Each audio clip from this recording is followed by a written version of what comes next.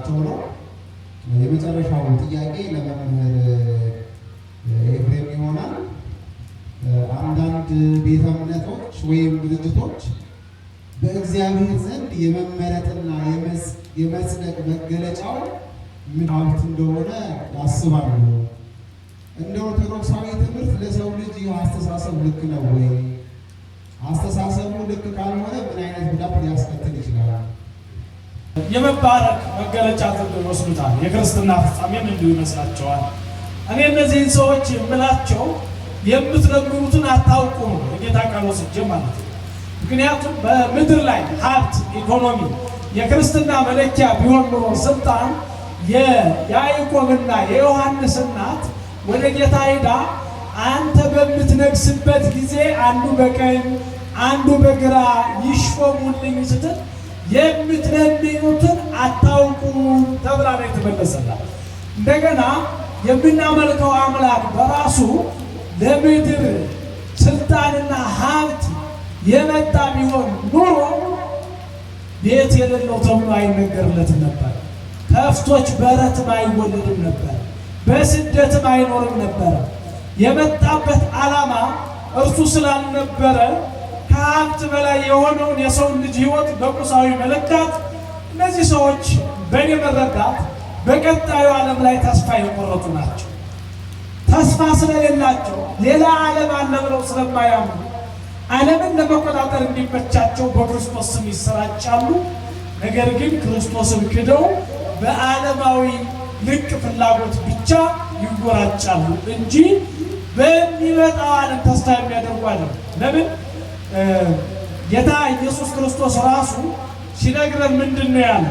ሰው ዓለምን ሁሉ ቢነዳ ቢገዛ ነፍሱን ካጣ ጥቅሙ ምንድን ነው በማለት ነው የገለጸልን ማለት ነው። ስለዚህ ባጭሩ ሲነገር በዚህ ዓለም ያለ ሀብት አያስፈልግም ማለት አይደለም። ነገር ግን ለእኛ መሰረታችን መዳን ነው። መሰረታችን ክርስቶስን መምሰል ነው። መሰረታችን በማያልፈው ዓለም እንደ መላእክት ሆኖ መኖር ነው። ድህነት ወደሌለበት ዓለም ማደግ እንጂ ድህነት፣ ጦርነት በሚፈራረቅበት ዓለም ውስጥ የሕይወት ፍጻሜ በሚመስል ሐሰተኛ ተስፋ ብቻ የታጠቀ ክርስትና የለንም ማለት ነው። ሀብት፣ መባረክ፣ ዘላለማዊ መሆን ያለው በእግዚአብሔር መንግሥት ነው። በዚያ ረሃብ የለም፣ በዚያ መብራት አይሄድም፣ በዚያ ውሃ ችግር የለም፣ በዚያ ማነስ የለም፣ በዚያ መዋረድ የለም። ያ ዓለም አንድ ጊዜ ከተሰጠ የማይነሳ በተመስጦና በርካታ ብቻ የሚኖሩበት፣ ክስ፣ ጥላቻ፣ ሞት፣ ዘረኝነት የማይፈራረቅበት፣ ረሃብ፣ ጥም የማይታይበት፣ በሀብት የተበሸበሸ የእግዚአብሔር ሀብት ነጸብራቅ ውጤት በሆነው እርሱ ራሱ ፀሐይ ሆኖ በሚያበራበት፣ እርሱ ራሱ ዓለም ሆኖ በሚወረስበት፣ እርሱ ራሱ ተድላ ሆኖ የልባችን ደስታ በሚሰጥበት ዓለም መኖር ነው። ስለዚህ ይህን ከተረዳ፣ ነገር ግን በክርስትና ሐሳቤ ውስጥም አንዳንዴ ከመጻሕፍት በተቃራኒ ለፍጹማንና ለወጣንያን የተነገረውን ባለመለየት የድህነት ሕይወትን የክርስትና መገለጫ የሚያደርጉ ክርስቲያኖች ማለት ያ ብቻ አይደለም። እነዚያ ሀብትን ንብረትን ብቻ የክርስትና መገለጫ ማድረግ እንደሚፈልጉት በእኛ ውስጥ ደግሞ ድህነትን የክርስትና መገለጫ፣ ያደፈ ልብስ መልበስን የብቃት መገለጫ አድርገው የሚያዩ ክርስቲያኖች አሉ። ስለዚህ እኛ እግዚአብሔርን የሚያስክድና የሚያሳጣ ሀብት አይደለም፣ ሕይወት አያስፈልግም። እግዚአብሔርን የሚያስክድና የሚያሳጣ እግዚአብሔር ያደረበት ሀብት በስራ በድካም የተገኘ ጸጋ በረከት ግን እኛ ክርስቲያኖች ኃጢአት አይደለም። ጫማ አይኑራችሁ፣ ስንቅ አይኑራችሁ የተባሉ ዓለሙን ሁሉ ጥለው ለተከተሉት ለሐዋርያት እንጂ ልጅ ለሚያሳድግ ወይም ደግሞ ቤተሰብ ለሚመራ ክርስቲያን አይደለም። አንድ ነገር ልብ በሉ። አንዳንድ ምዕመናን ለምሳሌ ካህኑ ጥሩ ልብስ ለብሶ ካዩ ይሄ ቄስ ተብሎ የሚለው በኢትዮጵያ ብቻ ነው ያለው፣ በሌላ ዓለም ነው። የሚገርማችሁ ግን ከካህኑ እናንተ ሰዓታት፣ ቅዳሴ፣ ዜማ፣ ስብከት፣ ቅኔ፣ አገልግሎት ትፈልጋላችሁ። ቤት ላይ ደግሞ ሚስት፣ ልጅ፣ ደብተር፣ እስክሪብቶ፣ ቤት፣ መኖሪያ ይፈልጋሉ። ስለዚህ ምን ማለት ነው? ሁሉን ትቻለሁ ብሎ እነሱን በረሃብ የሚጨርሳቸው አይጠየቅበትም እንዴ?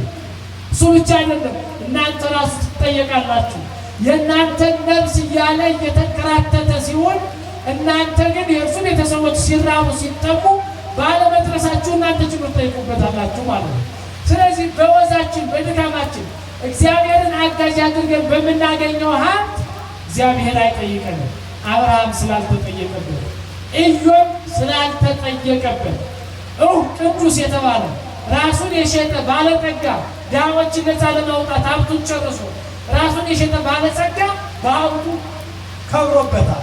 ይልቁንስ በሐሰተኝነት በጥሎ ማለት በምቀኝነት በጥላቻ የተገኙ ሀብቶች ከሆኑ ነው እኛ የምንጠየቅበትና ስለዚህ ክርስቲያኖች እግዚአብሔርን የሚያስክድ ሀብትም ከንቱ ነው። እንደገና ክርስትና ሀብትን የሚጠላ አድርጎ መሳልም ከንቱ ነው። ዛሬ በኢኮኖሚ ነው ቤተ ክርስቲያን የሚገነባው ህንፃው። ድሃዎች ሃይማኖታቸውን የሚለውጡት በገንዘብ ማጣት ነው እየተወሰዱ ያለው እንጂ በፍጹም እዚህ ቤተ መቅደስ የተሻለ ዕጣን፣ እዚህ ቤተ መቅደስ የተሻለ ዜማ፣ እዚህ ቤተ መቅደስ የተሻለ ክብር ውበት የትም አላገኙ። አያስቀናቸውም። የሚሄዱት በረሃብ ምክንያት ነው። ሀብት ቢኖር ኑሮ አይሄዱም ነበር። ክርስቲያን ተወዳዳሪ መሆን ያቃተን የዳቦ ችግራችን እንኳን እግዚአብሔር አጋዥ አድርገን ሰርተን ስላልተከፈልን ስንፍና አለ። እናንተን ላያካትት ይችላል። አንተ ሰነፍ እኛ እንሰራለን እንዳትሉኝና በአብዛኛው ግን በኢትዮጵያ ውስጥ ችግር ላይ ቁጭ ብሎ ማልቀስና መቆዘም እንጂ ከችግሩ ተነስቶ መበርታት ልብ ስላልወሰድን በዚያ የመጣውን ድህነት የክርስትና ጸጋ አድርገን ማየት የለብንም። ምንም እንዳይኖራቸው የተመከሩ ጤዛ ለሰው ድንጋይ ተንተርሰው ገዳም ገብተው ዳዋ ጥሰው የሚኖሩ ፍጹማን ለሆኑት ነው እንጂ ለእናንተ ቤትን መኪናም ሳትሰርቁ ሳትቀጥፉ ያስፈልጋቸዋል። ፎቅም ስሩ።